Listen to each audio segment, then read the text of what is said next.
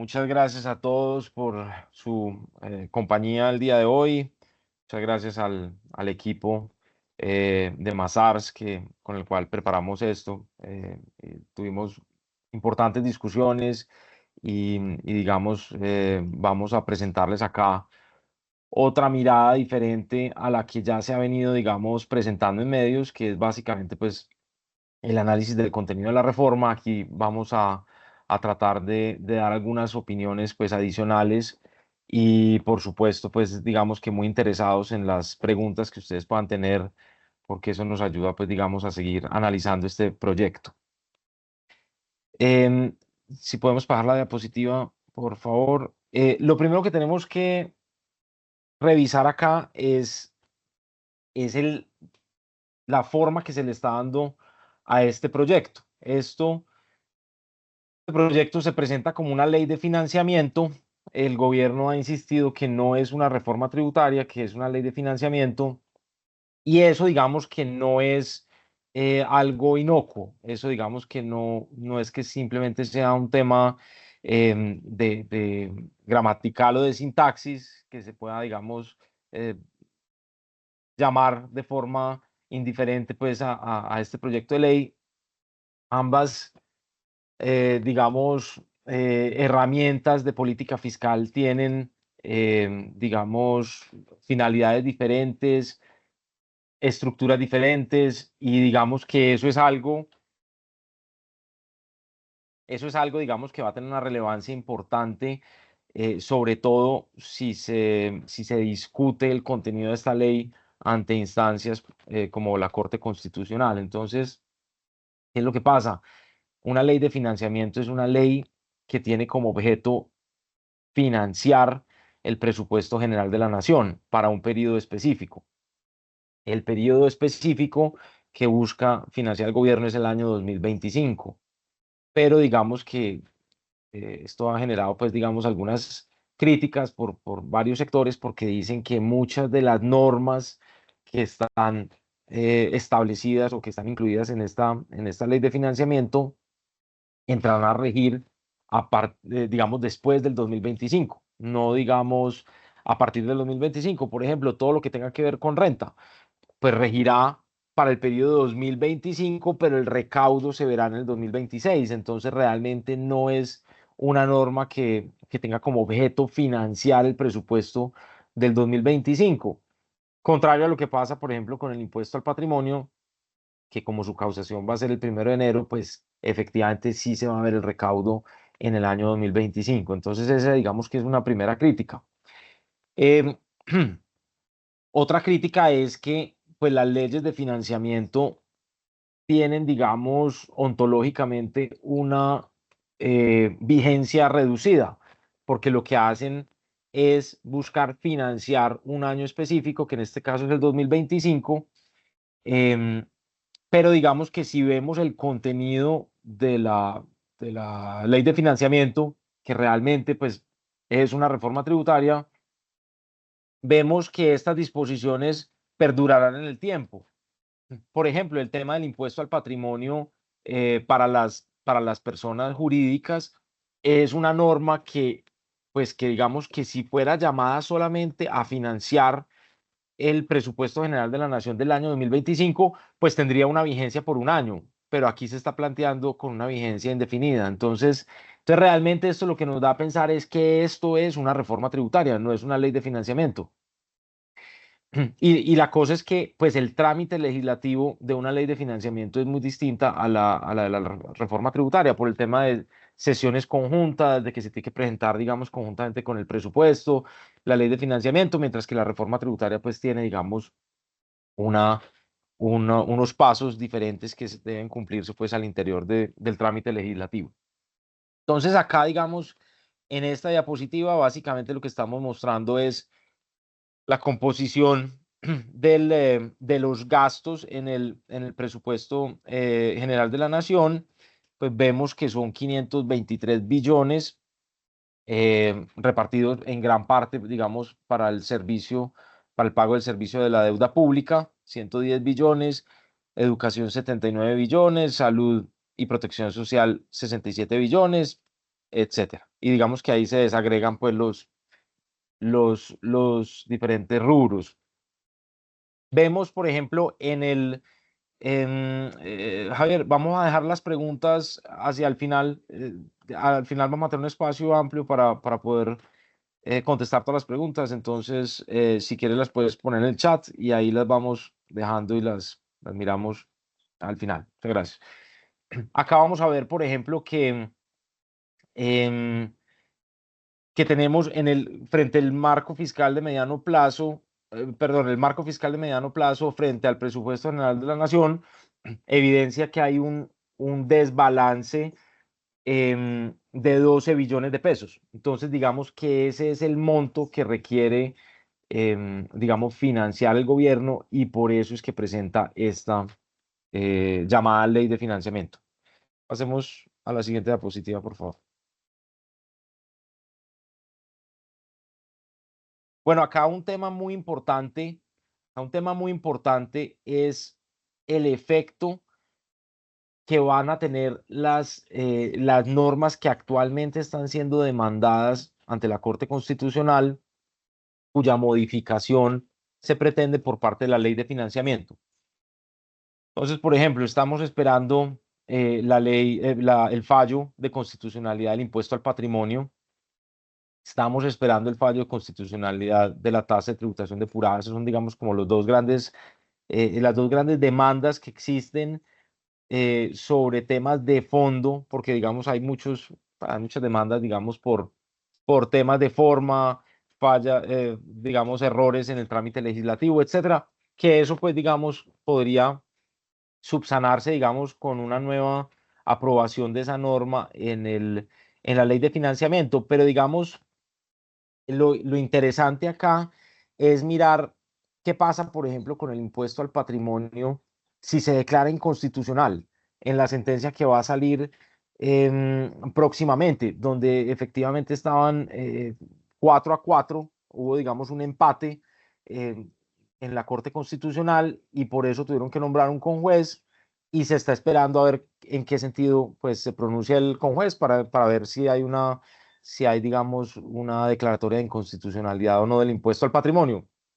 Aquí, digamos, en la ley de financiamiento, estamos modificando ese impuesto al patrimonio. Entonces, ¿cuál sería el efecto de que se declara la inconstitucionalidad del impuesto al patrimonio bajo la ley 2277 y volverlo a aprobar tal cual en este proyecto de ley de financiamiento?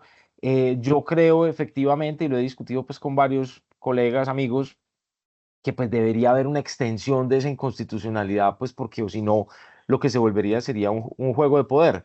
Es decir, me declaran inconstitucional una norma, pero entonces le hago 2 o 3 cambios y la vuelvo a expedir en otra ley posterior. Eso no tendría, digamos, ningún sentido. Entonces hay actualmente 65 demandas de inconstitucionalidad de la ley 2277. Y pues digamos que eso estaremos enterándonos muy prontamente de cuál es el sentido del fallo en estos dos grandes temas, impuesto al patrimonio y tasa de tributación depurada. Pasemos a la siguiente diapositiva, por favor. Bueno, hablemos un poquito de impuesto al patrimonio. Em, entonces, ¿qué tenemos en el impuesto al patrimonio? Básicamente tenemos una reducción del umbral prácticamente del 100%, con miras a pues, ampliar el universo de los contribuyentes. Pasamos pues, digamos, de un umbral, aquí para pasarme, digamos, del tema de VTs a pesos, más o menos de unos 3.500 millones a 1.800 millones de pesos, lo cual, pues, implicará que muchísimas personas se vuelvan sujetos pasivos del impuesto al patrimonio. Digamos que hay una preocupación importante en el medio y es que, pues, digamos, estamos muy prontos a ver la ley del catastro multipropósito, ¿cierto? Entonces, esto hará que muchas personas se vuelvan contribuyentes del impuesto al patrimonio por los ajustes del valor fiscal de sus bienes. Y pues digamos que esos son ese tipo de impuestos que tenderán a acompañarnos hasta nuestros últimos días, como el GMF, por ejemplo, que era el impuesto temporal por, digamos, por antonomasia y términos, y ya llevamos pues 20 y pico de años, digamos, de esa temporalidad y es un impuesto que digamos que nunca va a eliminarse por lo eficiente que es. Entonces, digamos que se disminuye el umbral, se crea, digamos, una tarifa adicional que es la del 2%, siguen las tarifas del 0%, 0.5, 1, 1.5 y se crea la tarifa del 2% para patrimonios mayores a 240.000 VTs. Y digamos que la gran novedad aquí es también que se establece como sujetos pasivos del impuesto al patrimonio a las personas jurídicas sobre los activos fijos improductivos. Entonces, eh, digamos, la gran pregunta es, ¿qué se entiende por activo fijo real improductivo o no productivo? Y básicamente lo que dice el proyecto de ley es que son los activos fijos pues, reales. Esto digamos que ya lo tenemos pues bien estudiado porque pues estuvo en nuestra legislación mucho tiempo, em,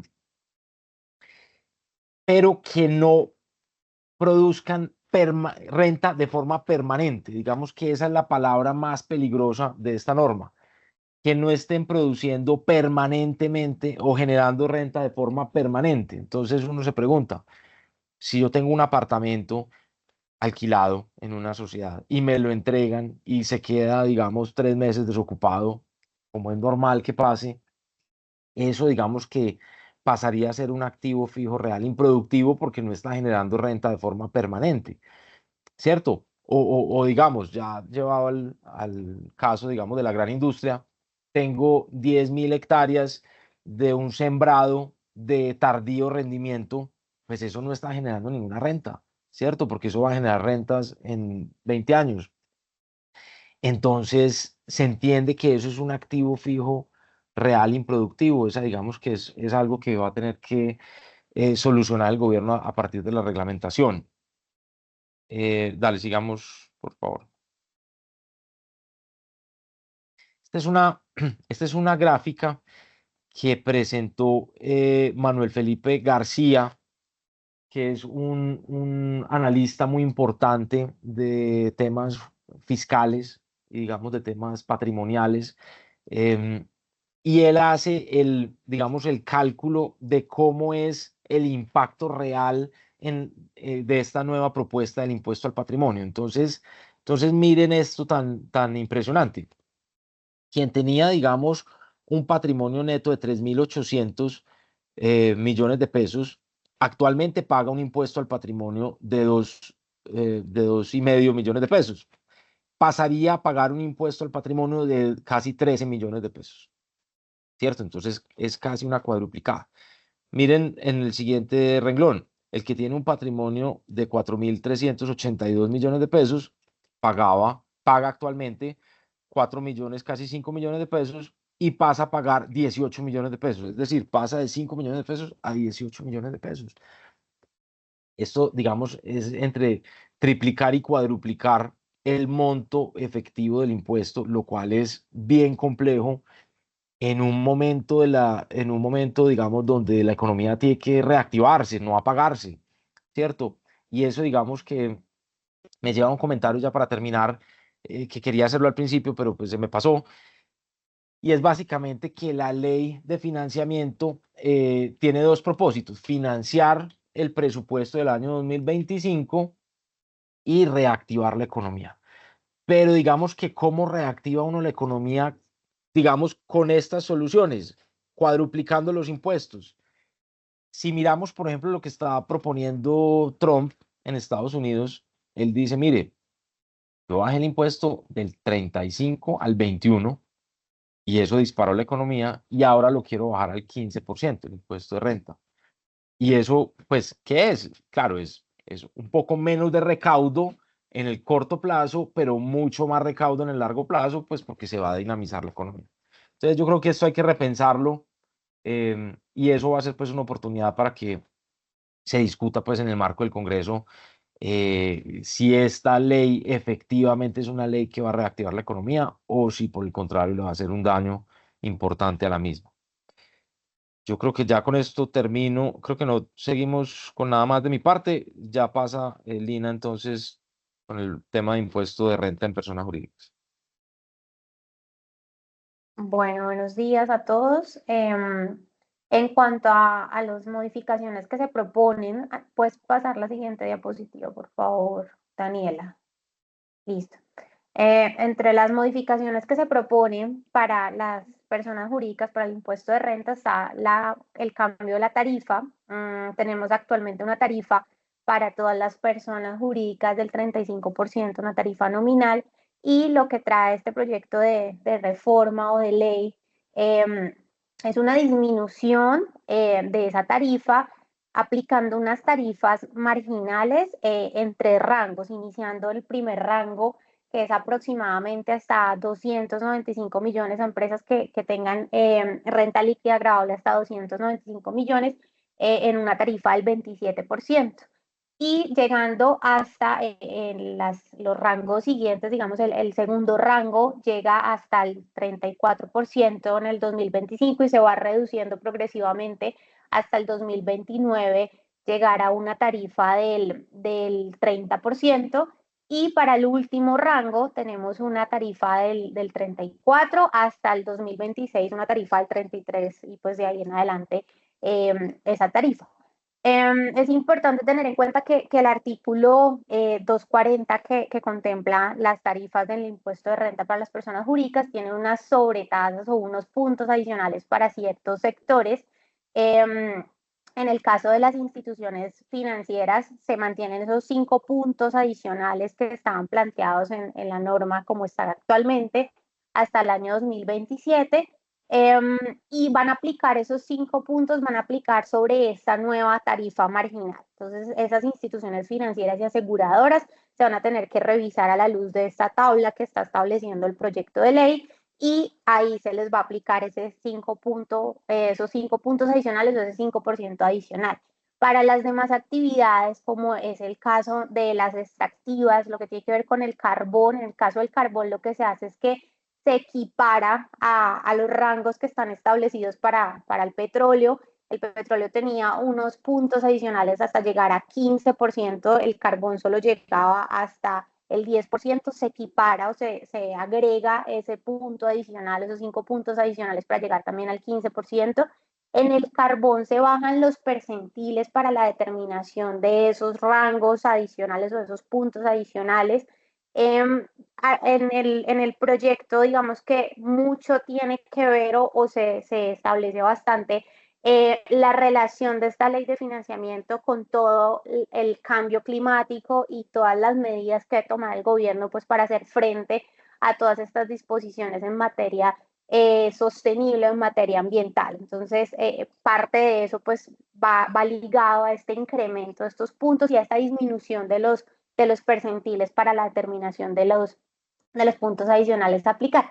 Y también en el caso de la energía o del sector eléctrico, de fuentes hídricas, también se mantienen los puntos que se tienen actualmente, que son 3 puntos adicionales, pero en estos 3 casos de sectores extractivos y de energía de fuentes hídricas, no se va a calcular o no se van a adicionar esos puntos sobre esas tarifas marginales establecidas en este nuevo proyecto de ley, sino que se mantiene la tarifa nominal del 35%. Entonces, para ellos iba a aplicar una tarifa al 35% como venían aplicando, más estos puntos adicionales. ¿Cuál es la justificación que establece el proyecto o la justificación que trae en la exposición de motivos? Básicamente es que la tarifa nominal al 35 lo que está haciendo es que está grabando por igual a todas las compañías y se requiere darle una cierta libertad o potestad en cuanto al régimen impositivo a las pequeñas empresas.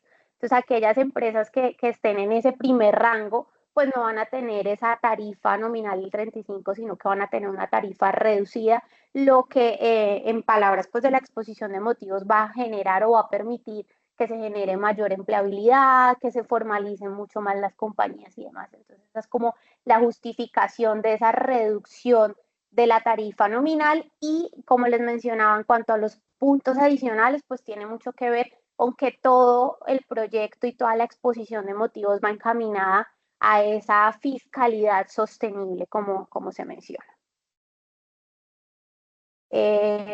Dale, Daniela, creo que ya aquí le doy paso a Oscar. Hola, ¿cómo están todos?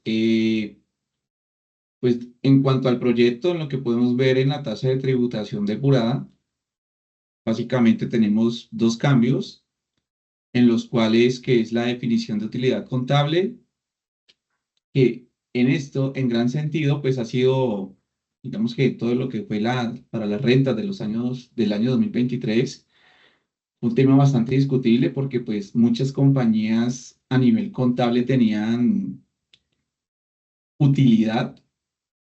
Sí, sin embargo, para este proyecto, básicamente lo que corresponde a la definición de utilidad contable lo trae como utilidad o pérdida contable financiera antes de impuestos. O sea, aquí primero que todo, pues este proyecto está aclarando lo que corresponde de toda esa operación de las compañías es no solamente tener en cuenta lo que corresponde a utilidad, sino también a las pérdidas. ¿Por qué? Porque muchas compañías en sí para el año anterior básicamente le está dando pérdida fiscal, pero a través de la utilidad depurada cuando uno hace el análisis, pues básicamente el impuesto aumentaba, ¿sí? Entonces ya con este proyecto lo que está diciendo es primero, no vamos a tener en cuenta solamente la utilidad, sino también la pérdida contable. Ese es Digamos que esa es una de las definiciones que más ha incrementado aquí y que fue objeto de discusión el año anterior. Dos, pasar del 15 al 20% para el impuesto adicional. Básicamente en la TTD que si el impuesto depurado sobre la utilidad depurada, si nos da menor al 20%, pues habría que dar adicional hasta llegar al 20%. Primero, para las compañías que tienen que hacer análisis, todas las compañías, de acuerdo con el parágrafo 6 del artículo 240, habrían que hacer el análisis, las que son objeto de aplicar la tasa de tributación depurada. Para las compañías individuales, sin embargo, también tenemos que, eso fue un tema también de bastante discusión, lo que corresponde a las compañías que son objeto de consolidación. ¿Qué quiere decir esto? Las compañías que en pocas palabras son o consolidan o son objeto de consolidación. No es hacer o no, sí porque sigue igual básicamente, sin embargo, no es hacer con los estados financieros consolidados el análisis de la tasa de tributación depurada, sino el análisis de la tasa de tributación depurada de forma individual por todas las compañías que son objeto de consolidación y ese porcentaje, de acuerdo con el análisis, si le da, en este caso, menor al 20, adicionar hasta llegar al 20. Y eso es, pues, le aplicaría a cada una de las entidades que son objeto de consolidación.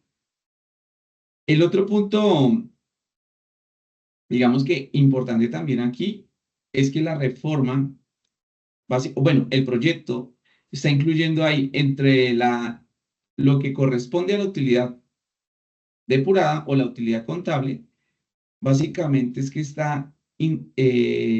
sale con la palabra del ORI. El otro resultado integral. ¿Por qué también lo incluyó? Una de las razones básicamente es que fue también mucha discusión porque pues el estado de resultados se compone de dos. El resultado que pega precisamente, valga la redundancia, en el resultado y el otro resultado integral que son las partidas que todos se registran hacia el patrimonio. Sí, aquí partimos desde la utilidad o pérdida contable sin tener en cuenta precisamente el otro resultado integral. ¿Listo? En cuanto a los otros aspectos, pues el impuesto depurado básicamente es el impuesto neto de renta más los descuentos tributarios menos el impuesto de rentas pasivas. Entonces, básicamente lo que podemos ver aquí es que en cuanto al impuesto depurado y la utilidad depurada, pues no es que haya tenido mucho cambio, pero en la definición de la utilidad contable sí tuvo bastante cambio. Eh, yo no, yo ya termino aquí. ¿Quién sigue? Muchas gracias. Bueno, buenos días a todos. Muchas gracias por acompañarnos. Siéntanse en la libertad y ya lo decía Juan Esteban y Mayra al inicio, de hacer las preguntas que les vayan surgiendo. La idea es que las abordemos al final de la exposición nuestra. Otra de las modificaciones que se plantean en el proyecto de ley viene acompañada del artículo 107 del Estatuto Tributario, es decir, una modificación respecto a los requisitos para que procedan las deducciones, bien sea de gastos o costos. Sin distinción. En este sentido, lo que propone entonces el gobierno a través del proyecto es condicionar estas deducciones a la retención en la fuente que se practique y además de ello se pague antes de presentar la declaración de renta del periodo que corresponda. Incluso mencionan, y ahí lo tenemos en la diapositiva, es que de realizarse alguna corrección, pues por supuesto deberá causarse y pagarse la correspondiente sanción y los intereses. Algo que llama mucho la atención es que además de eso lo asocian a la procedencia del beneficio de auditoría, que como sabemos es la posibilidad de gozar de firmeza en las declaraciones tributarias en un término más corto al general.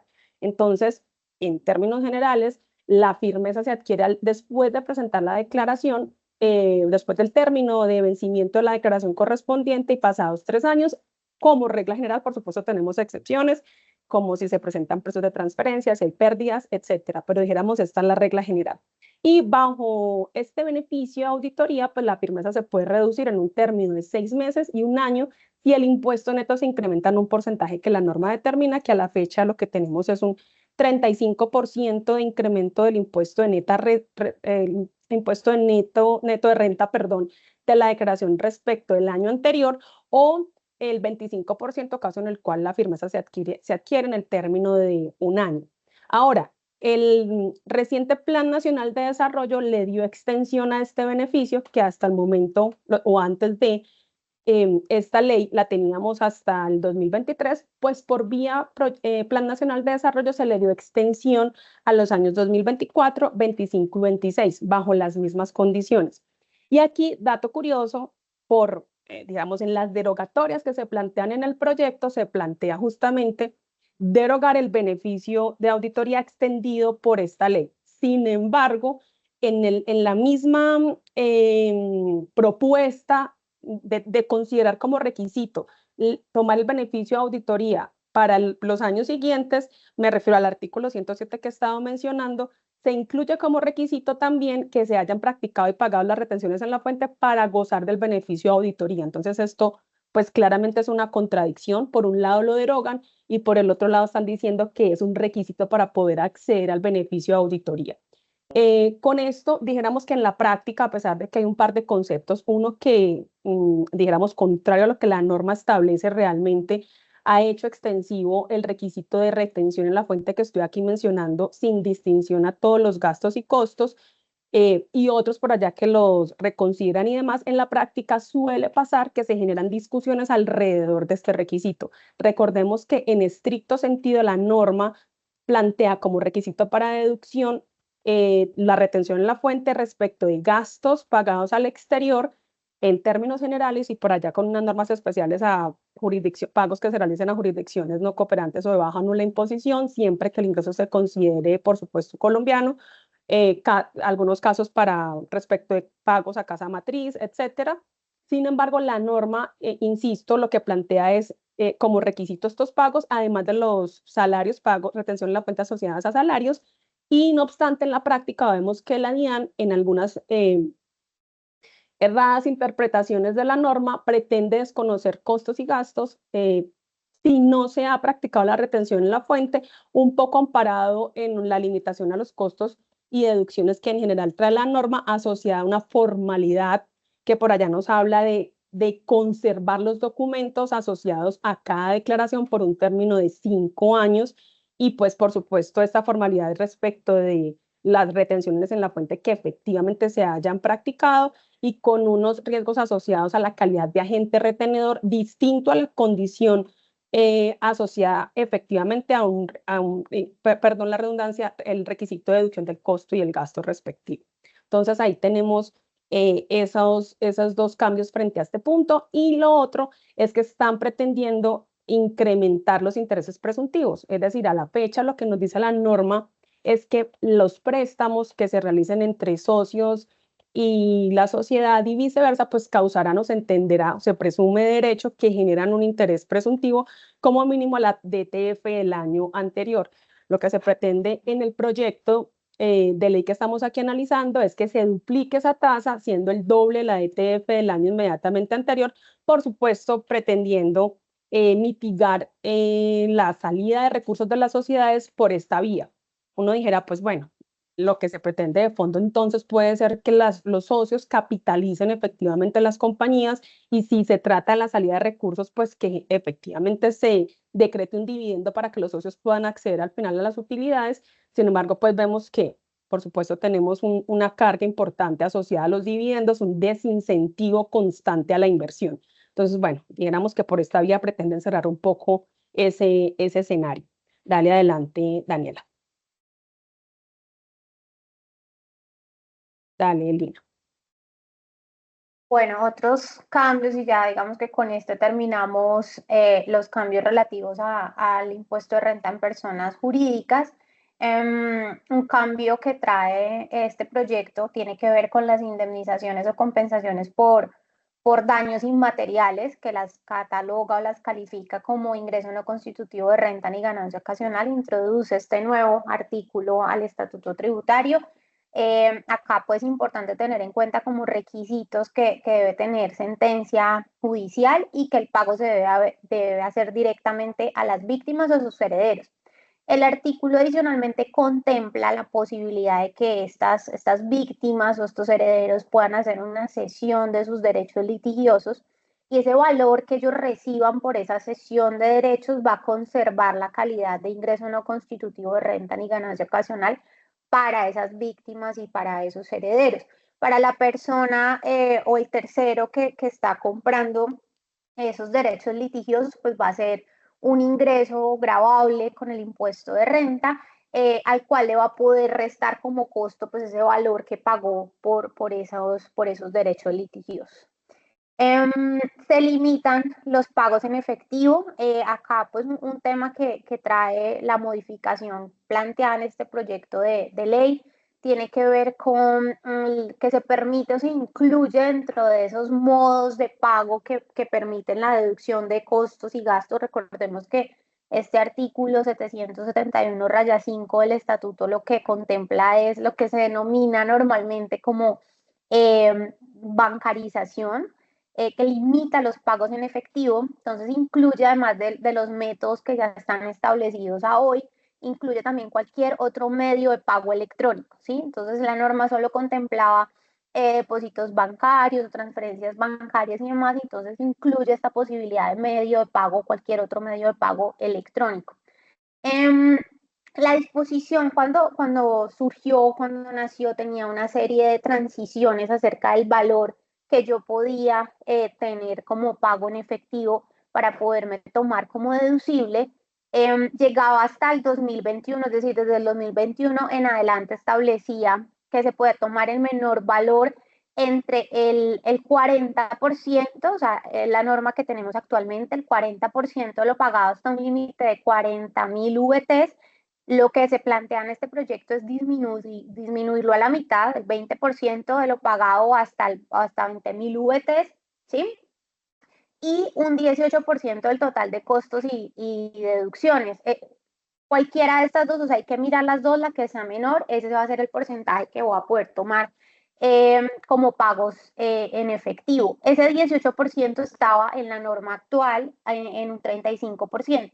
Y otra disminución que trae esto, pues lo que hace es achicar muchísimo más el rango de lo que me puedo tomar como deducible por pagos que no sean por esos medios electrónicos. También se disminuye de 100 VTs a 50 VTs esos pagos individuales que hagan las personas jurídicas, las personas naturales, a un mismo beneficiario, ¿sí?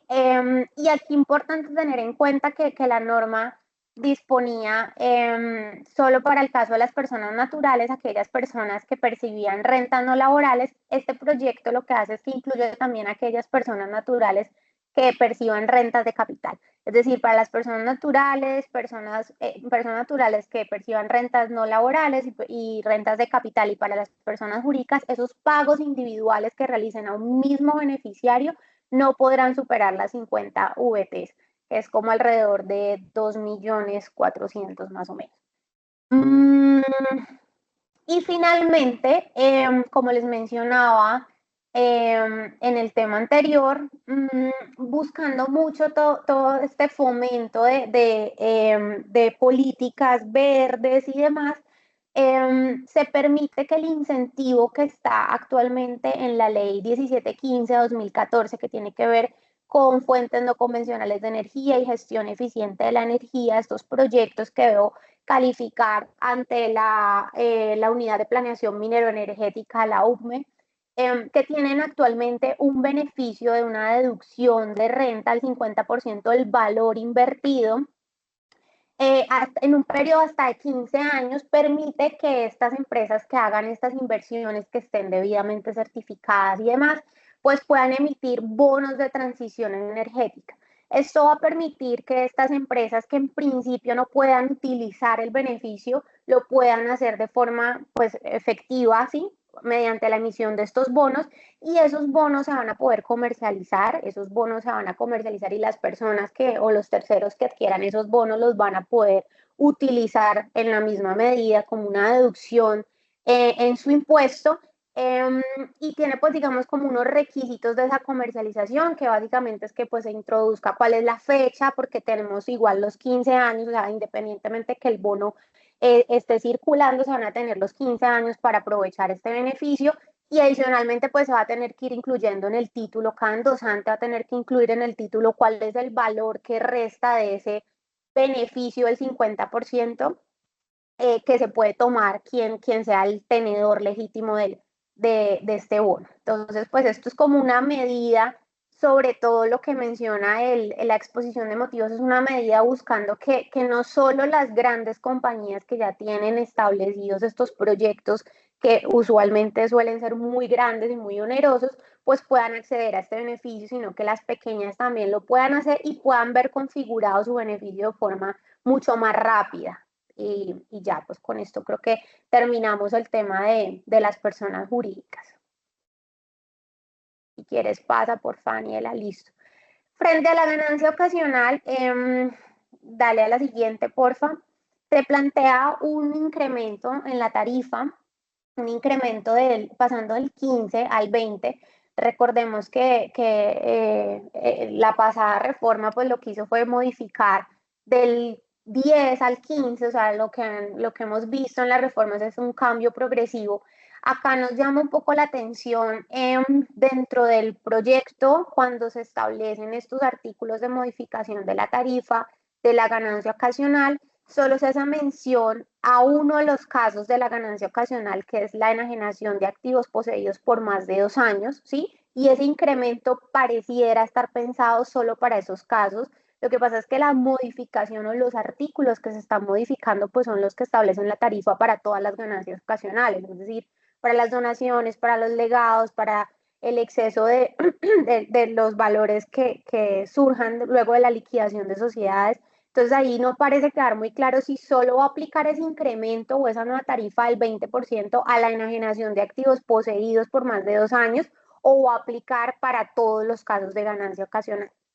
En todo caso, las rifas y similares, que siempre han tenido una tarifa diferencial o una tarifa superior, pasarían también del 20 al 25%. Entonces, se plantea un incremento para las ganancias ocasionales del 15 al 20, 5 puntos adicionales, y en el caso de las rifas también 5 puntos adicionales pasando del 20 al 25. Ahí pues nos queda como el tema de qué pasa con las otras ganancias, ¿Será que siguen a la tarifa del 15 o también se incluirán ahí y el incremento va a ser general? Porque normalmente pues todas las ganancias ocasionales han tenido una misma tarifa de impuesto.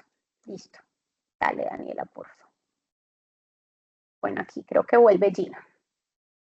Listo. Respecto al régimen simple, pues bastante ruido se ha generado. En la reforma pasada algo se abordó respecto a la posibilidad, y de hecho así quedó, solo que vía jurisprudencial luego se ajustó, y era la posibilidad de en un inicio eliminar los beneficios asociados o por lo menos hasta cierto rango de ingresos, lo que tiene que ver con la tarifa preferencial asociada al régimen simple en cuanto a actividades de servicios profesionales. Esto generó muchísima discusión de cara al proyecto, o más bien a la reforma tributaria pasada, la ley 2277, y eso finalmente el ruido de eliminar este beneficio respecto a esta actividad, pues al final del día sí se dejó en la ley, pero eliminando unos rangos o más bien disminuyendo la posibilidad de quienes pudieran acceder tuvieran los ingresos un poco más bajos. Jurisprudencialmente se ajustó este asunto, lo mismo pasó con la actividad de servicios de salud y al final del día quedó como anteriormente estaba. Ahorita vamos a ver un poco las tarifas al final para que tengamos como, dejáramos gráficamente las tarifas a las que hago referencia. El régimen simple, que lo que buscaba y busca esencialmente es llegar a la formalización de muchas actividades y muchos contribuyentes que siéndolo no están en el marco justamente de perdón la redundancia, contribuyentes justamente teniendo la obligación y están en la informalidad, pues está cumpliendo cierto propósito. Aquí tenemos una referencia al monotributo que nació por allá con la ley 1819 en el 2016 y al 2018, revisando estadísticas, pues se veía que solo 20 contribuyentes se habían inscrito, 20 personas se habían inscrito al monotributo, que también buscaba formalizar ciertas actividades, comercios pequeños, peluquerías, etcétera. Con una expectativa de 200.000, al final del día solo hubo 20 inscritos, lo cual pues obviamente no resulta pues atractivo tener un marco de legislación específicamente con estos beneficios para 20 personas, con lo cual nace el régimen simple reemplazando el monotributo con una serie de beneficios adicionales, más actividades, un universo un poco más amplio en general, ya los vamos a ver, y pues resultó bastante atractivo. De hecho, ha sido uno de los banderines del gobierno. Al año pasado incluso se estaba diciendo que muchas personas, muchos contribuyentes finalmente se habían formalizado a través de esta vía. Pasa porfis a la siguiente, Daniela. Bueno, lo vamos a ver dentro de un momento. Pero tenemos unos informes publicados específicamente incluso por la DIAN donde decía, bueno, del marco de contribuyentes del total, pues vemos que X porcentaje son nuevos contribuyentes, es decir, personas que no tenían ni siquiera RUT y se inscribieron, con lo cual vemos que a través de esa vía sí se está generando una formalización de un mayor recaudo, y esto finalmente concluyendo que el régimen estaba cumpliendo un propósito. Aquí vemos las tarifas, vemos que incluso con la reforma pasada, la ley 2277, se hizo una disminución de las mismas para seguir incentivando la formalización y aumentar precisamente el universo de contribuyentes que hoy en día resulta pues un poco, muy poco práctico para ellos estar formalizados, porque gestionar un RUT o solicitar o cumplir más bien con todos los requisitos para efectos de una deducción, porque es muy informal su sector, porque pedirle el RUT a sus proveedores es complejo, porque entrar en una dinámica de bancarización respecto de ciertas actividades también lo es. Entonces, por esa vía se está cumpliendo un propósito. Aquí vemos incluso que entonces en la 2277 se redujeron esas tarifas para minimercados del 1.2 al 5.6, actividades comerciales del 1.6 al 4.5 del ingreso, lo cual, insisto, son tarifas muy atractivas. Y finalmente los asociados o las tarifas asociadas a los servicios profesionales estaban en un 5.9 hasta un 14.5. Dale la siguiente, Daniela, por favor. Las actividades de expendio de comidas de un 3.1 al 4.5 y las de atención a la salud humana, que finalmente pues no está vigente porque a través de análisis constitucional pues fue declarada inexequible, entonces se asocian a las de actividades profesionales que veíamos hace un momento. Siguiente, por favor. Y acá vemos entonces cómo al año pasado no encontramos este informe respecto del 2024 a lo que va, pero encontramos este publicado por la DIAN donde nos dicen, bueno, al corte de enero del 2023 el total de inscritos eran 83.160 personas entre jurídicas y naturales, y vemos aquí, pues por supuesto 2023 no lo tomamos como un marco de referencia porque el análisis o el informe más bien está proyectado a enero del año pasado, entonces pues no tenemos el total del año, pero vemos como año a año desde su vigencia, 2019, 20, 21 y 22, ha incrementado porcentualmente de manera importante el número de inscritos. Dale, Daniela, por favor. Finalmente, aquí y como un tema puntualmente asociado a lo que está proponiendo la reforma y es derogar el régimen simple, vemos que en el informe de enero del 2023, insisto, dijéramos como un banderín de éxito del régimen, lo que se publicaba en ese momento por la DIAN es que del total de inscritos, del 100% de inscritos al 2023, el 52%, es decir, más de la mitad, eran nuevos contribuyentes, es decir, personas que no tenían RUT previamente.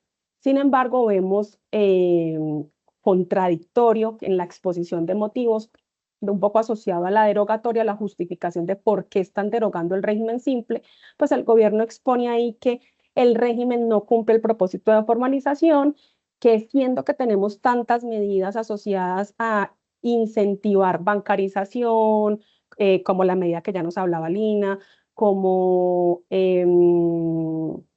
la facturación electrónica, entre otros tantos requisitos, pues al régimen simple no tener una renta, es decir, no estar sujeta a una depuración, sino gravar el ingreso bruto, pues esto desincentivaba esta formalización por cuanto quien estaba inscrito en el régimen simple o quien está inscrito, pues no tiene la obligación de cumplir este tipo de requisitos. Entonces, a juicio del gobierno, es contradictorio continuar con el régimen simple porque, insisto, a su juicio, pues es un desincentivo a la formalización que por otras normas u otras vías están promoviendo. Y de otro lado, lo que mencionan en la exposición de motivos es que, contrario a este informe, es que la gran mayoría de inscritos en el régimen simple venían ya del régimen ordinario, con lo cual al final, lo que ellos concluyen, insisto, de manera contradictoria al informe que estamos viendo aquí paralelamente, es que quienes están en el régimen simple actualmente eran contribuyentes del régimen de renta que simplemente al ver una disminución de su carga impositiva asociada al régimen simple, pues migran a este régimen dejando el régimen ordinario. Entonces, a juicio del gobierno, insisto, no cumple el propósito y por esa vía se está pensando o proyectando derogar. Insistimos, pues, a nuestro juicio, un poco estudiando el tema y viéndolo desde la práctica, es un desacierto pensar en que al final esta medida pase, esperemos no, pero porque, insistiendo pues en que sí se ha cumplido con un propósito de formalización y hay a ciertos sectores que puntualmente les ha resultado bastante interesante disminuir su carga formal y por supuesto tener unas tarifas un poco más acordes a su actividad, unas tarifas pues bajitas como digamos que se graban o aplican respecto del ingreso. Dale, Daniela. Respecto de renta a personas naturales, vemos que año tras año las reformas tributarias, todas las últimas, han tratado o han propendido a que el impuesto a las personas naturales se incremente cada vez más, pasar la carga tributaria a las personas naturales. ¿Por qué vías? Desde hace mucho rato se viene estudiando que si entonces el IMAN, el IMAS, que eso no funcionó, se migró, se han hecho ciertas migraciones a otro tipo de medidas, quedando en lo que hoy tenemos que son las cédulas, para efectos de limitar las deducciones asociadas a ciertos ingresos, etcétera. Y por esa vía, insistir en el incremento de la carga tributaria y el recaudo asociado a las personas naturales. En el derecho comparado eso tiene un sentido y es que las personas jurídicas tienen una tarifa de renta mucho más baja y las personas naturales sí tienen una carga eventualmente un poco más alta, pero con una filosofía de al final, detrás de las personas jurídicas, pues están las personas naturales, entonces son ellas quienes deberían tener un poco más de carga, pero insisto, con una lógica de tener la persona jurídica con unas tasas mucho más bajitas y por supuesto no teniendo el defecto que nosotros hoy en día tenemos desde el punto de vista económico y es de la grabación al dividendo. Entonces, frente a las personas naturales, en este proyecto de ley que se propone, limitar la deducción por dependientes, entonces si los padres, ejemplo, tienen un hijo, ambos actualmente se pueden tomar la deducción por ese dependiente.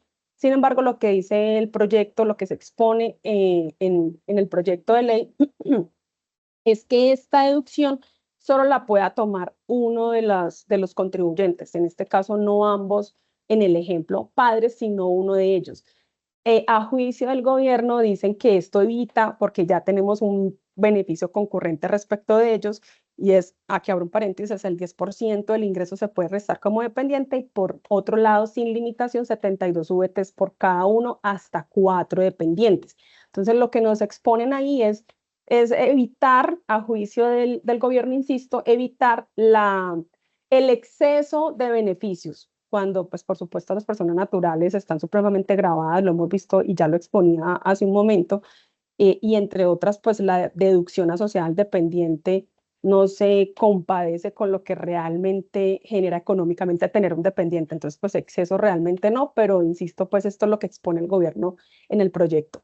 Por otro lado, actualmente tenemos el beneficio asociado a quienes tienen rentas en la cédula general, que son rentas de trabajo, rentas de capital o no laborales, la posibilidad de restar de la base el 1% de las compras que se hicieron en el año, que tienen también unos requisitos, deben haber sido expedidas a través de, o deben estar soportadas con factura electrónica, haber realizado el pago por medios electrónicos o bancarios, entre otros.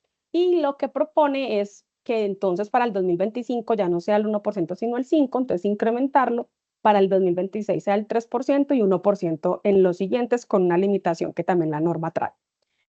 Frente a las tarifas, el último rango, estos son tablas, esto es una tabla marginal, pues que ya todos eventualmente estamos familiarizados. Lo que se propone es incrementar el último rango, del 39 al 41, que es quienes tengan una renta líquida agradable superior a los 1.000 y tanto de millones. Pues es una base, digamos, la más alta dentro del rango de tarifas que trae el artículo 241 del Estatuto Tributario. Frente a la retención en la fuente, igual lo que se propone es, pues, ajustar también este último margen para que tenga, dijéramos, o esté asociado con el impuesto que al final se declara anualmente. Por otro lado, propone, y esto también es tema de recaudo y caja para cada contribuyente, es eliminar el procedimiento 2 de retención, que en últimas, sí financieramente o económicamente beneficia al sujeto de retención, al asalariado que está sujeto a la retención, por cuanto existen los dos procedimientos, uno que es aplicar la tarifa directamente que está establecida en el artículo 383 del Estatuto Tributario, y por el otro lado, bueno, igual aplica para ambas, pero por el otro lado es aplicar este procedimiento 2, que en últimas lo que busca es promediar el salario de los últimos 12 meses del empleado, con lo cual en muchos de los casos, si no en todos, la retención en la fuente resulta siendo menor. Entonces, lo que proponen en este proyecto es eliminar este procedimiento a efectos de que el anticipo mensual, la retención en la fuente mensual asociada a salarios, pues sea superior. Y contempla el proyecto una devolución automática, incluso dice oficiosa, de saldos a favor cuando las rentas en más de un 80% del empleado, pues eso son rentas de trabajo y específicamente incluso salarios, el ingreso proviene de salarios y el saldo a favor se genera por cuenta de mayores retenciones en la fuente. Entonces, esto a grandes rasgos son los cambios que se proponen en el proyecto respecto a la tributación de personas naturales.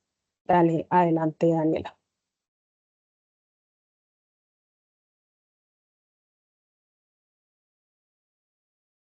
Bueno, buenos días a todos. Vamos a revisar entonces este nuevo proyecto, qué modificaciones trae en el IVA. Inicialmente pretende modificar el artículo 420 al respecto del inciso tercero, que trata de tarifas de juegos de azar, de juegos de suerte y azar. Básicamente lo que encontramos es que están doblando prácticamente la tarifa aplicable, o la base aplicable a la tarifa más bien, de los tragamonedas, de las mesas de juego, los demás juegos localizados y los bingos. Digamos que para el tema de tragamonedas pasa de 20 a 40, mesas de juego pasan a 580 VTs, los bingos pasan a 6 VTs, antes estaban en 3, y los demás juegos localizados pasan a 20 VTs, que antes estaban en 10. Aquí pues como un pequeño recorderis, estos son los tipos de juegos de suerte y azar que no pueden ser como determinados con valores fijos en su operación, entonces por ello se toma como una base fija para calcular el impuesto. Además, encontramos una nueva exclusión de IVA. Se pretende que los servicios hoteleros prestados en municipios con menos de 2.000 habitantes entren dentro del IVA como excluidos. Entonces se les otorgaría como este nuevo beneficio, sobre todo porque los beneficios anteriores para servicios hoteleros, digamos que ya tienen sus reglas perentorias. Los que lograron acceder a estos beneficios, hoy por hoy se les va a ver respetados, pero digamos que ya no están como para acceder a ellos. Con esto, pues, se está promoviendo los servicios hoteleros en estos municipios con bajo nivel de habitantes. Pasaríamos al tema de los vehículos eléctricos. Aquí de pronto ha hecho mucho boom el tema de, de que los vehículos híbridos ya no van a estar dentro del beneficio de la tarifa especial de IVA, y es que efectivamente con este cambio se pretende cambiar las partidas arancelarias 87.2, 87.3, 87.4 y 87.5 del artículo 468 del Estatuto Tributario. Entonces, aquí el principal cambio que se dio es que literalmente retiraron vehículos híbridos de la norma, dejando solamente vehículos eléctricos. Además, muy asociado con todo el tratamiento ambiental que está dando esta norma, se trae un beneficio por compra de vehículos eléctricos, o más que se trae es que se amplía su vigencia. Digamos que por ahora los beneficios que hay por compra de vehículos eléctricos terminaban en aproximadamente 2, 3 años, ahora van a estar vigentes hasta 2029. Y además, este beneficio se extiende a vehículos de servicios públicos o particulares de carga que sean de más de 1.5 toneladas. Este tema está muy vinculado con lo que les mencionaba ahorita, Lina, de esta ley 1715 de 2014.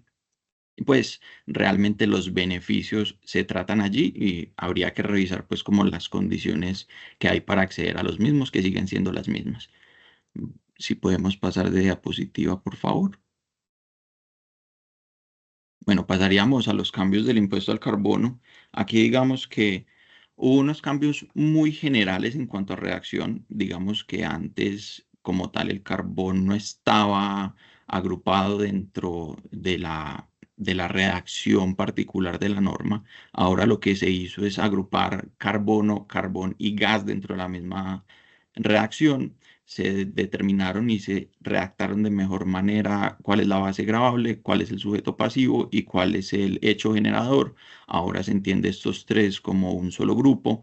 De pronto, la situación más gravosa de esta pretendida actualización de la norma es que van a cambiar a VTs las tarifas. Previamente, todas las tarifas estaban en valores de pesos. Ahora van a pasar a VTs. ¿Esto qué implica? Pues que va a haber una actualización, perdón, año tras año con la actualización de la VT. No va a requerir mayor trámite, pues al estar definidas en la norma en VTs, vamos a poder simplemente multiplicar por la VT actual e encontrar la nueva tarifa. Aquí hay que hacer una especial mención con el carbón, porque antes, digamos que la tarifa se encontraba en 52.000 pesos más o menos, pero con esta norma se cambió a 4 VTs. Aquí hay que tener en cuenta pues, que cada VT o una VT está hoy por hoy a 47.000 pesos. Esto implica que va a dar un brinco de casi un por 4. Va a pasar de 50.000 a más o menos 130 de golpe. Entonces esto va a ser un impacto bastante fuerte para la industria del carbón. Y finalmente, estas normas de impuesto al carbón siempre han tenido consigo una destinación específica de ese recaudo. Con esta norma, lo que busca el gobierno es liberar realmente un 66% de ese recaudo y destinarlo directamente al presupuesto general. Antes, ¿cómo se hacía? Estaba dividido 80-20, en donde el 80% se destinaba directamente a la promoción pues, del medio ambiente y a, digamos, financiar todas las normas o beneficios que al respecto del medio ambiente y el otro 20% se utilizaba para financiar la sustitución de cultivos ilícitos. Ahora, con esta modificación, van a quedar en 27% para todos, para el fomento ambiental y 7% para esta sustitución de cultivos ilícitos, dejando el 66% restante destinado completamente al presupuesto general. Con esto terminaríamos con estas dos actualizaciones. Muchas gracias.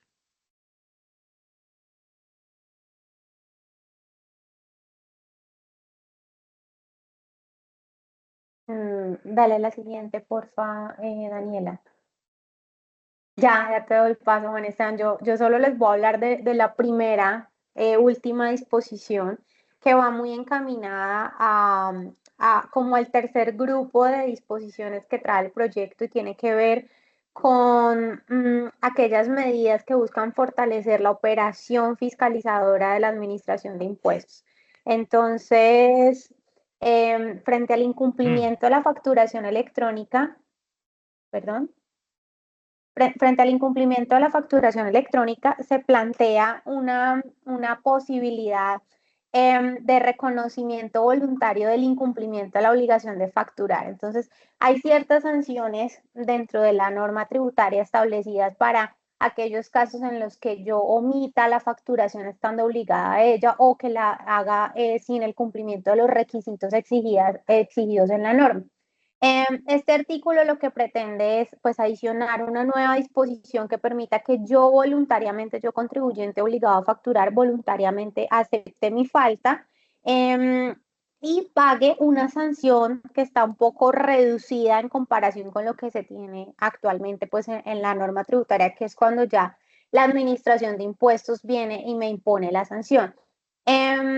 Realmente, ¿qué establece? Dice, mire, usted tiene que presentar o decir que está incumpliendo, presentar su recibo de pago y pagar la correspondiente sanción, que va alrededor de 10 VTs, está entre unos rangos de 10 VTs a 30 VTs, dependiendo del valor de la operación que está omitiendo facturar o que la está facturando con errores. Y tiene unos límites establecidos para aquellos casos en los que yo tenga infracciones continuadas dentro del mismo periodo. Aquí un tema importante a tener en cuenta es que este artículo menciona que se extingue la responsabilidad penal, o sea, con este pago de esta sanción de manera voluntaria se extingue la responsabilidad penal por el no cobro del IVA y del impuesto al consumo, pues por no facturar, y que adicionalmente pues no va a aplicar la disposición contemplada en el artículo 657 del Estatuto Tributario, que es el que actualmente sanciona por este incumplimiento en asuntos de facturación electrónica. La sanción allí contemplada tiene que ver con el cierre del establecimiento, o sea, la que tenemos actualmente, el cierre del establecimiento, y adicionalmente permite que si yo no quiero que me cierren el establecimiento, que usualmente es por 3 días y le ponen pues como un sello de cerrado por la DIAN y demás, pues lo que puedo hacer es hacer un pago de una sanción, pero ese valor de ese pago de esa sanción está tasado sobre los ingresos operacionales, entonces pues es muchísimo más oneroso que esta disposición que está trayendo este proyecto de reforma con una voluntad de pago de sanción o de revelar ese incumplimiento que estoy teniendo frente a la facturación electrónica. Bueno, ahora sí doy paso a Juan Esteban, que nos va a hablar de estos 3 últimos puntos. Bueno, muchas gracias, Lina. Básicamente, quiero hacer pues como unos comentarios muy breves sobre estos 3 puntos, ya para terminar el webinar, que son, digamos, asuntos muy polémicos que trae esta ley de financiamiento. El primero es el tema de las recompensas por delación, digamos, por delatar estructuras abusivas, estructuras donde se genere, digamos, evasión o elusión por parte de los contribuyentes, y se propone otorgarle como recompensa a los delatores el 20% del mayor valor a pagar del impuesto que se liquide con ocasión de la corrección, por la información suministrada. Pero ojo, esto se va a dar al final del proceso, mejor dicho. Esto pues mm, definitivamente no va a ser un mecanismo para financiar el presupuesto del 2025, porque estaremos hablando de que esto, si se da por allá en el 2035, cuando, cuando empiecen a salir los fallos de segunda instancia, luego de haberse, digamos, cumplido pues todo el procedimiento de discusión, determinación y, pues, digamos, todo el proceso contencioso correspondiente. Digamos que tiene muchos temas polémicos esta norma. El primero de ellos es que las recompensas, digamos, que se pagan con los mismos recursos que se recauden. Entonces, termina siendo esto, digamos, pues una destinación específica de una, digamos, de una apropiación presupuestal, y eso, digamos, no tiene razón de ser. Lo segundo es que quedan, digamos, excluidas, el grupo de personas que quedan excluidas de participar como participantes o como delatores es muy pequeño, simplemente se circunscribe a los funcionarios de la DIAN y a sus familias o a sus cónyuges o pues, compañeros permanentes, etcétera. Y digamos, pues deja un vacío muy grande, y es que pues perfectamente, digamos, que puede asistir como delator cualquier persona que pueda, digamos, obtener información por parte de un funcionario o de un exfuncionario de la DIAN, ¿cierto? Que conozca, digamos, pues cuáles son eh, digamos, los sectores donde se están, digamos, generando casos de evasión, cuáles son las personas que probablemente, o las compañías que probablemente estén en la mira en un programa, digamos, de fiscalización sectorizado, etcétera.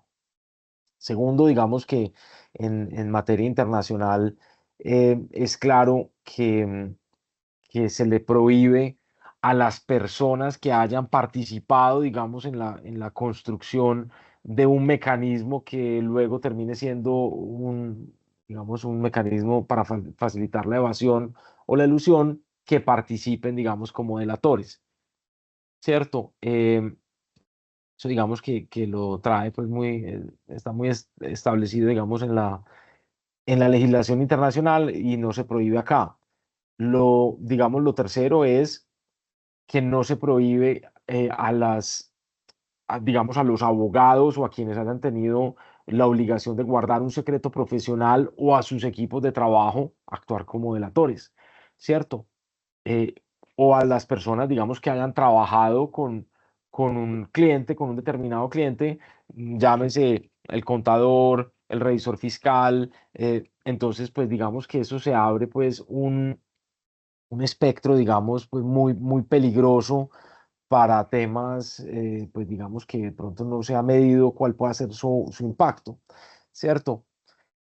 Otro tema, digamos, acá curioso, es que circunscribe la posibilidad de ser delator a los ciudadanos. Eso, digamos, que no es algo muy claro, porque entonces, ¿quién es ciudadano? Pues el que tenga la ciudadanía colombiana, pero, o sea, no- tendría sentido que dijera el residente fiscal o la persona natural o jurídica, pero entonces, digamos que tiene que ser una persona natural, ciudadana colombiana, quien puede presentar una denuncia por, digamos, por pues, ser delator en este sistema de recompensas. Eso no tiene, digamos, pues ningún sentido. Y lo cuarto es que dice que, pues, que las denuncias que se hagan con información falsa podrán acarrear una sanción. Entonces ese podrá, pues digamos que abre un espectro, digamos, de arbitrariedad, porque pues puede que sí, puede que no, puede que yo lo sancione, puede que no. Entonces, no, lo que debería decir es, mire, acarrearán la imposición de una sanción de 1000 UET, me parece que es lo que tasa la norma. Entonces es una norma muy polémica, es una norma que puede fomentar, digamos, la comisión de varios delitos, delitos de piratería informática, digamos, de todo el tema de violación al tratamiento de datos personales, violación al secreto profesional. Entonces, digamos que es una norma que no debería ser lanzada, digamos, tan olímpicamente, pues, a discusión. Bueno, vamos a ver en qué termina eso. Otra disposición es la disposición sobre los proveedores ficticios y es básicamente una disposición que pretende comunicar la sanción de proveedor ficticio a otras compañías donde participen, digamos, los mismos socios o accionistas de la compañía que es declarada como proveedor ficticio. Y digamos que establece unas sanciones muy delicadas, por ejemplo, tiene un término de 5 años en el cual, por ejemplo, si yo soy accionista de una compañía que es declarada proveedor ficticio y se determina que yo controlo directa o indirectamente esa sociedad, y ahí viene, digamos, la primera duda, es, bueno, ¿qué se entiende por control indirecto? ¿Cierto? Esa es una pregunta pues bastante profunda porque pues como bien sabemos las presunciones de subordinación, lo que existe en el Código de Comercio son las presunciones de subordinación, pero digamos que puede haber subordinación por cualquier otro medio que se logre pues determinar, ¿cierto? Entonces, pues, influencia significativa, etcétera. Entonces, esto abre, digamos, una discusión, pues, muy compleja, muy peligrosa, para que exista, digamos, lo que en el derecho disciplinario privado se conoce como la muerte civil, es decir, la muerte civil a compañías, porque simplemente, pues, en ellas participaba un accionista que fue determinado como controlante indirecto, sea lo que sea que eso quiera decir, y por lo tanto no puede constituir compañías entre los próximos 5 años porque también se les comunicará la sanción de proveedor ficticio. eh, y entonces pues es, digamos, una disposición bastante compleja y de dudosa constitucionalidad.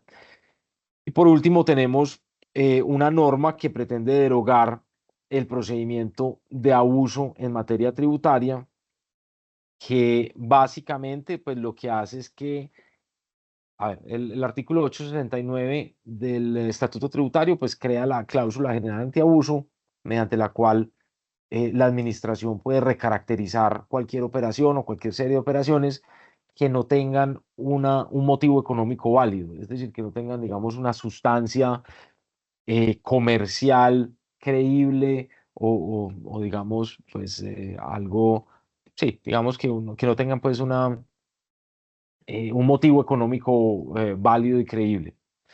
Y que se evidencie que simplemente existen pues para generar un beneficio fiscal.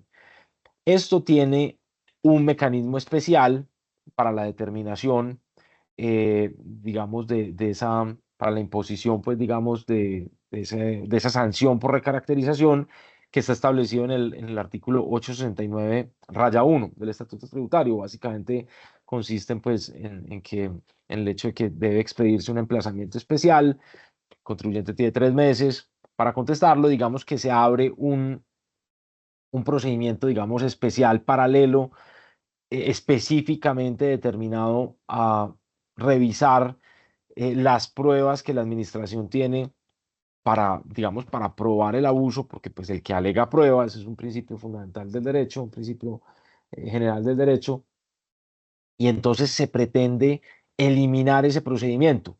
Es decir, que toda la recaracterización de las operaciones puede hacerse, digamos, en el procedimiento general tributario, y pues digamos que eso sería, digamos, quitarle al contribuyente una garantía procesal y constitucional que tiene, porque es un procedimiento especial, es decir, es un procedimiento donde no solamente se está pues determinando un mayor impuesto o digamos nada del giro ordinario de las empresas, sino que estamos hablando de que existió pues un mecanismo, digamos,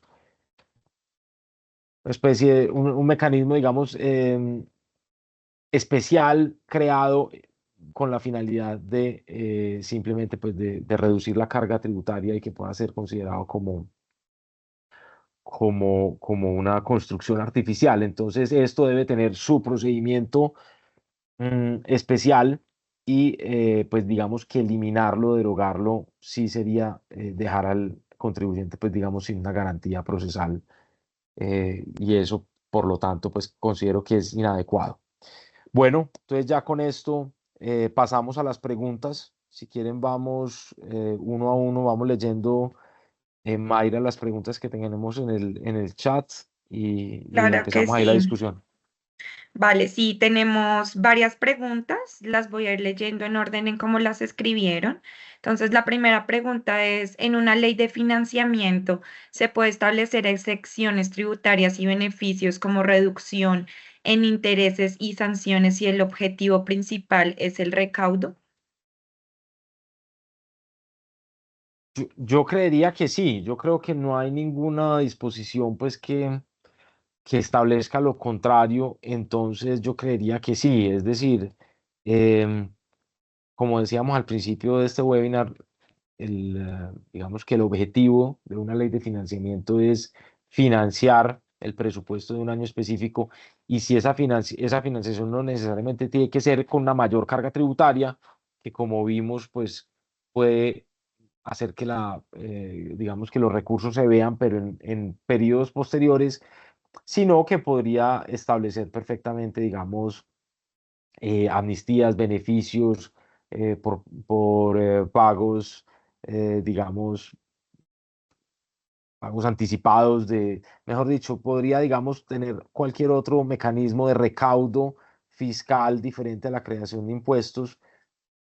eh, pero yo creo, pues digamos, creería que esto debería estar circunscrito a que solamente opere por ese periodo, porque como decíamos, pues si son, digamos, mecanismos que quedan abiertos y que van a ser aplicables en otros periodos, pues digamos, perdería su razón de ser la ley de financiamiento. Gracias, Juan Esteban. Aquí hay otra duda, es más sobre el cálculo de la tasa mínima de contribución. Entonces preguntan si ahora deben contemplar el ORI, las partidas como revaluación del PP&I.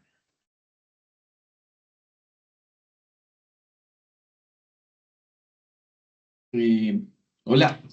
No, precisamente lo que nos trae este proyecto es aclarando el punto de que no se deben considerar las partidas del otro resultado integral.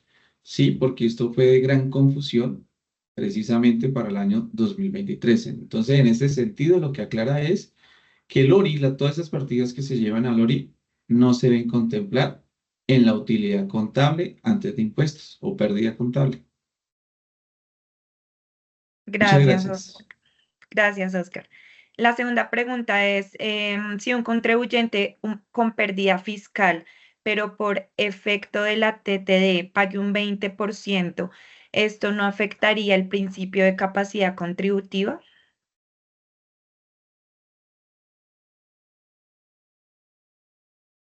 Ahí no sé quién podría contestar. Oscar, no sé si querés contestar esto ya que hablaste de la tasa de tributación depurada.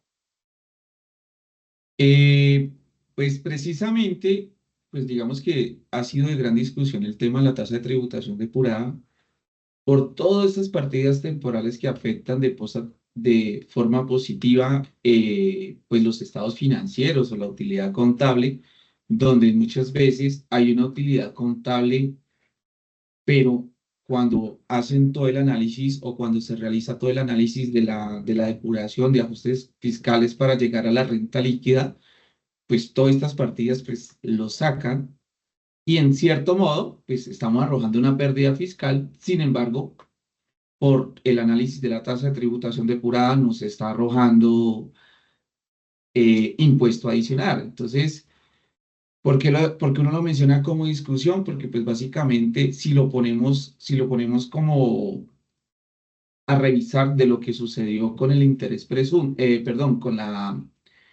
con el impuesto de renta presunto, que básicamente se liquidaba con el patrimonio, pues es algo muy similar, pero con dos partidas, o sea, en cuanto a la presunción de que debe generar un impuesto mínimo, porque la tasa de tributación depurada básicamente es un impuesto mínimo que deben de pagar los contribuyentes, o por lo menos declarar los contribuyentes.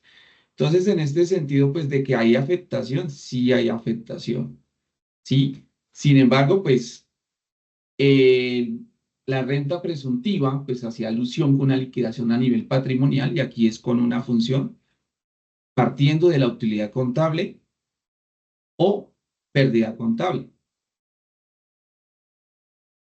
Sí, Listo, Oscar.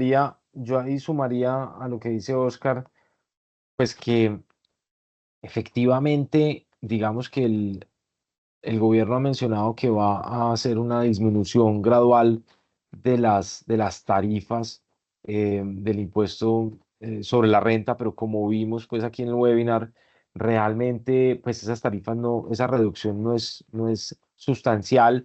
Lo que sí es sustancial, digamos que no es sustancial en el sentido de que pues solamente las compañías más pequeñas van a terminar con una tarifa eventualmente del 27% y digamos que las otras compañías, digamos, con renta líquida mayor, pues no van a tener una disminución, digamos, sustancial a través de los años. Lo que sí es sustancial es el incremento de la tasa de tributación depurada, digamos, del 15 al 20, em, porque eso va a disparar la tasa efectiva de tributación.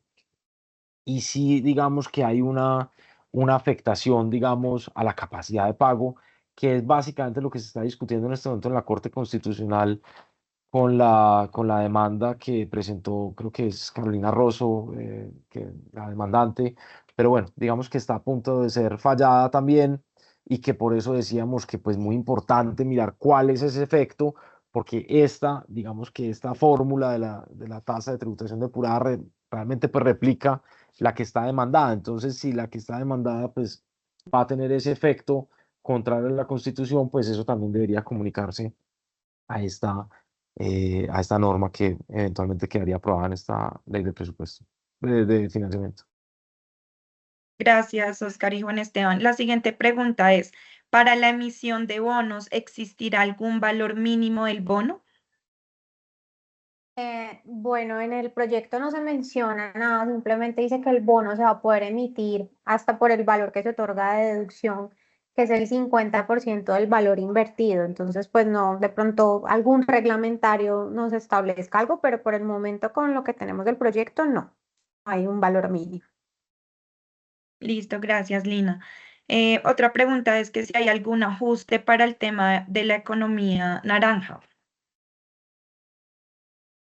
No, no, No se ajustes para la propone economía ninguno. naranja, no. No, Está Vale, derogada y listo. se mantienen, o sea, no hay cambios en ese sentido. Perfecto. Bueno, las últimas dos preguntas. ¿El impuesto de patrimonio que aplica a los activos no productivos puede aplicar a las SPV con activos en construcción que se activan como CAPEX mientras no entran en operación? Pues mira, eso es lo que mencionábamos cuando yo mencioné el ejemplo por ejemplo, de los cultivos de tardío rendimiento es prácticamente eso. Es decir, hay activos que son, pues que no están generando renta de forma permanente, pero que van a generar renta en un futuro. ¿Cómo me van a decir a mí que eso es un activo fijo real no productivo? Entonces, Hidroituango es un activo fijo real no productivo, porque pues digamos que no está generando renta, pero pues evidentemente eso es una inversión que va a generar muchísima renta. Es decir, hay, por ejemplo, hay empresas que tienen diferentes ciclos. Por ejemplo, las concesiones pues tienen, digamos, un ciclo donde tienen muchos años de construcción. Evidentemente, esas inversiones no generan renta porque eso es, digamos, pues pura, claro, pura inversión. Y después tienen un ciclo donde se recoge las rentas durante muchísimos años. Eso tiene que solucionarse a través de un decreto reglamentario que diga pues cuáles son los activos fijos reales no productivos, digamos que no estarían generando renta de forma permanente. A mí me preocupa esa palabra permanentemente, es, digamos la palabra que creo que debería salir de esa definición. Listo. Muchas gracias, Juan Esteban. Muchas gracias a todos nuestros panelistas por este webinar y también muchas gracias a todos los asistentes. Esperamos que haya sido una información muy valiosa y los esperamos en los próximos webinars que tengamos también aquí en Forbes Arts. Muy invitados todos. Gracias a todos.